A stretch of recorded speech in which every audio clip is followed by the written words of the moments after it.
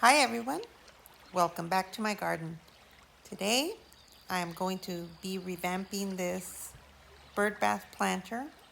I have two other videos where I've had to revamp it. I've had this birdbath for 3 years, and as you can see, it got really stressed from the front. It gets a lot of sun, and unfortunately these beautiful little cuties are all stressed and orange, and they don't look too good. You know what?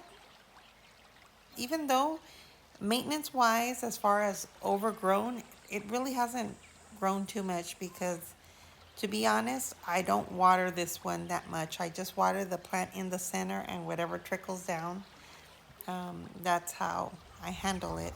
Because if not, I get a lot of mealybug and stuff because I don't know why. But I have decided to take a different route this time. I am going to go ahead and plant it in a different variation and style. Here I am starting to take out those stressed little plants. As you can see, the aloes have a lot of root, but it's long and straggly. Some of these gaster aloes really got fried.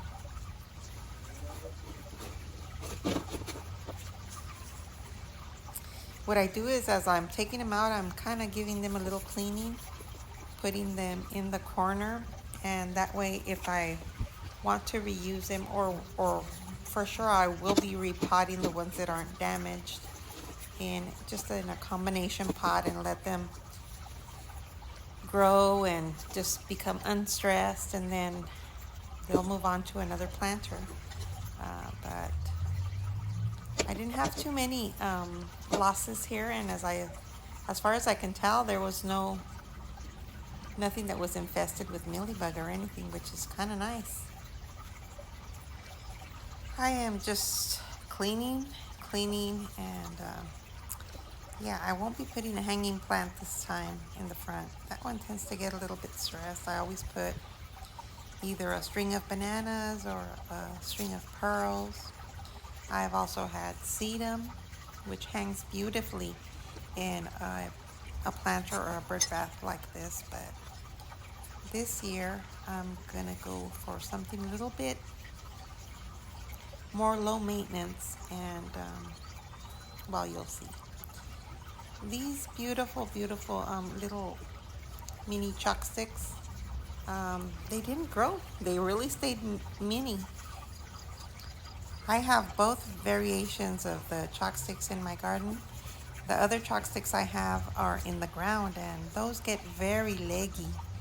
Every year I have to cut them down and reset them because they will get overgrown, and since I'm dealing with a moisture problem, they sometimes get aphids, which is not fun at all because you can't really clean the chalk sticks very well because they have that chalky substance on them, and when you spray them, they get scarred and just not very pretty. So if you have them in the right spot, they're an awesome plant to have because that beautiful blue color is just great. But these minis are adorable and they don't grow too much, so they're great as an accent plant. All right, so here I'm just adding more soil, and I'm just gonna start resetting. So I decided to go ahead and just instead of doing this and putting my Aeonium Haworthii in the center, I am going to take it out of the pot and I'm going to put it in the center, planted in the dirt. And I know that this one has a beautiful growing pattern. It stays in a little bush. It does grow a lot, so I might have to tweak this one at some point before the year is up. But I am curious to see how all these perform. All these are cuttings that have been calloused. In my last video, I went ahead and cut off the crowns of a bunch of these that were overgrown. These are cotyledon chocolate fingers and some cotyledon mint truffles. And so I'm just arranging them here. Again, you have to get a balance to your arrangement. This arrangement is a round arrangement, so I want it to look pretty from all views. And even though part of it is next to the wall, um, it just has to be kind of balanced and symmetrical in a way. But just take stock of the cuttings that you have or the plants you have and disperse them by color and size. And I know that this planter looks like if it's green, green, green, right? Too much green. And right now you can't really differentiate the plants very well. But I am going to add a punch of a different color. And right now you're seeing all these chocolate fingers that look green. But they're called chocolate fingers because they do turn like a chocolate color with hues of